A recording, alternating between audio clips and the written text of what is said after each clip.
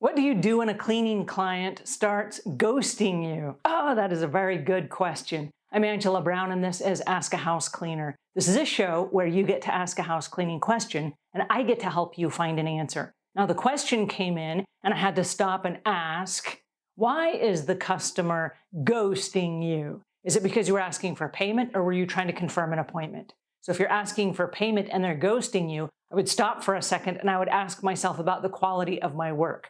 Are they embarrassed to talk to me about the quality of my work? Is there something that I skipped? Is there something that I did wrong? And if you go backwards in time and you look at your policies and procedures, do you have a checklist that you're using, and are you checking it off so the customer knows exactly what they're paying for? One of the biggest challenges we get in the cleaning business is that customers don't know exactly what they're paying for. And then one day down the road, when money either becomes tight or somebody cheaper comes along, they stop and they ask the question, am I getting what I paid for? And if they're unsure and they don't like confrontation, they might be ghosting you for that reason. Another thing they may be ghosting you for has nothing to do with you whatsoever. It could be that there's an ill family member, or it could be that there's a tragedy in their family, like a divorce or a child going through a difficult time or something like that, where their attention and their focus has been removed from the cleaning person coming to their house to just survival techniques to get through the next day of whatever this tragedy is that's happening in their lives. It might have nothing to do with you at all.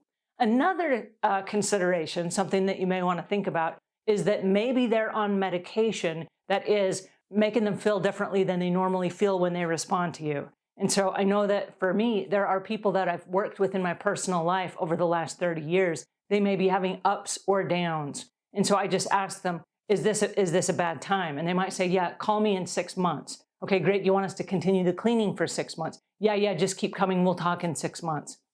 And because of their medications, they know when they're going to be up, they know when they're going to be down, or they kind of know. And I might get a call out of the blue and they go, hey, I'm up. Everything's cool again. Okay, great. Now we can have a conversation.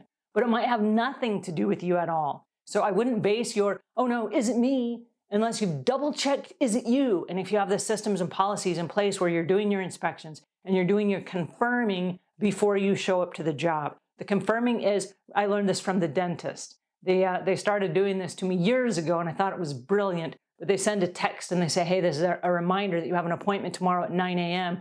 Text C to confirm and D to decline. And I thought, wow, that's so cool. I don't have to have a whole conversation. I just do C or D and enter, right? It's super, it's simple. In any mood, I can do that, right? So we started implementing that in the business as well. And it became very easy for people that were ghosting us to respond.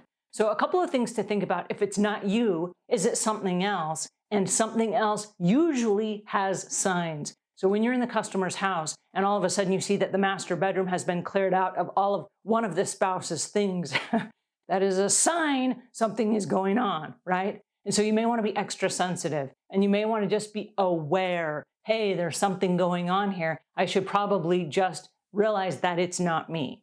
And then if there's anything you can do to help, hey, I just wanted to make sure that you're okay, that everything's all right. If you need anything, I'm here to help, or whatever it is that you're going to offer, if you can offer. So just be sensitive and just be aware, but don't try to force it. If someone is ghosting you, it's probably because they have a reason that has nothing to do with you. And if it does have something to do with you, if you don't hear from them for probably, I would say a week, 2 weeks, and you send the text that says C to confirm or D to decline, then I would go ahead and I would move on and get a different customer. And you can do the same thing. You can just say, hey, I haven't heard from you in a while. I'm not sure we're even still working together. Text C to confirm, D to decline, that kind of thing. Keep it simple. If they have a D to decline, they're not going to give you any reasons or answers. That's okay. Just go ahead and move on with your business and don't get hung up on it. It's not personal to you in most cases. All right, I hope that helps. If it does, give us a thumbs up. If you got questions or comments, those go in the notes below. There's another video that talks about boundaries and expectations with customers to get a healthy communication. I'm going to leave that right up here. Until we meet again, leave the world a cleaner place than when you found it.